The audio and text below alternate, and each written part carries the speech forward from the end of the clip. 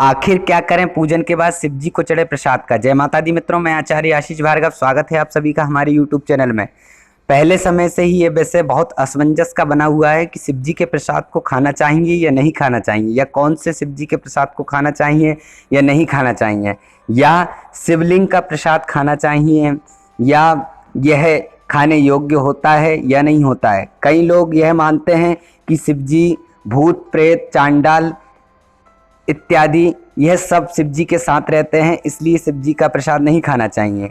या ये भी मानते हैं कि शिव जी पर भस्म भांग धतूरा विषैले पदार्थ अर्पित होते हैं, इसलिए उनका प्रसाद नहीं खाना चाहिए। ये सब भ्रांतियां हैं। आज हम शास्त्रों में वर्णित शिव प्रसाद की महिमा के बारे में आपको बताएंगे। शिव महापुराण में जिस अनुसार यह सब वृत्तांत कहा गया है वह आपको बताएंगे। ऐसी मान्यता है कि भूत प्रेत का प्रधान माना जाने वाला गण चांडेश्वर भगवान शिव के मुख से उत्पन्न हुआ था।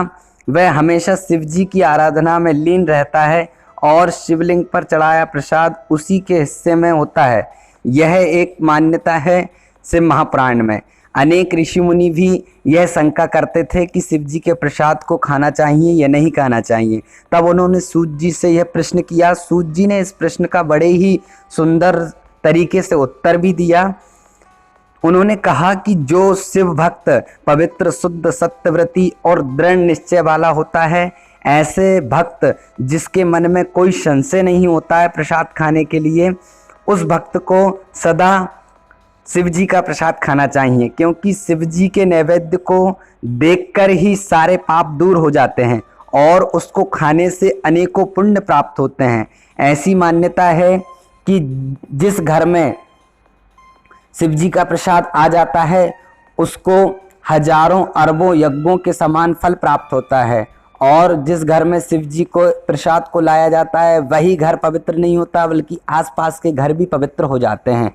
अतः शिव जी के प्रसाद को प्रसन्नता और श्रद्धा पूर्वक ग्रहण करना चाहिए। लेकिन ऐसा भी कहा गया है कि जहाँ चांडाल का अधिकार हो, जैसे शमशान का प्रसाद ग्रहण नहीं करना चाहिए। हाँ, स्वयंभू जो स्थान है जैसे कि 12 ज्योतिर्लिंग इत्यादि, इन पर चढ़ा हुआ प्रसाद बहुत ही अच्छा होता है और ये स्वयं भगवान का आशीर्वाद होता है, इसको अवश्य खाना चाहिए। वहीं एक मान्यता यह भी है कि यदि शिवलिंग के ऊपर प्रसाद रख दिया जाए तो वह प्रसाद ग्रहण करने योग्य नहीं होता है, किंतु जो प्रसाद शिवलिंग से स्पर्श नहीं हुआ हो और दूर है वह प्रसाद अवश्य ग्रहण करना चाहिए।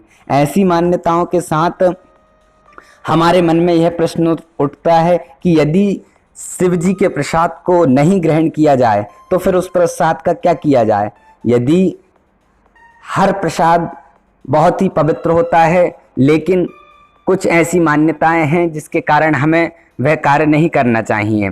यदि शिव जी का प्रसाद ग्रहण करने योग्य नहीं है तो हम उसको किसी नदी तालाब में विसर्जित कर दें, जिससे वहाँ के जीव जंतु उसको ग्रहण कर लेंगे और उसका हमें दोष भी नहीं लगेगा। इस प्रकार शिव जी के प्रसाद को हम प्रसन्नता से, जो नियम है उसके द्वारा हम उसको ग्रहण करें और शिव जी का आशीर्वाद प्राप्त करें।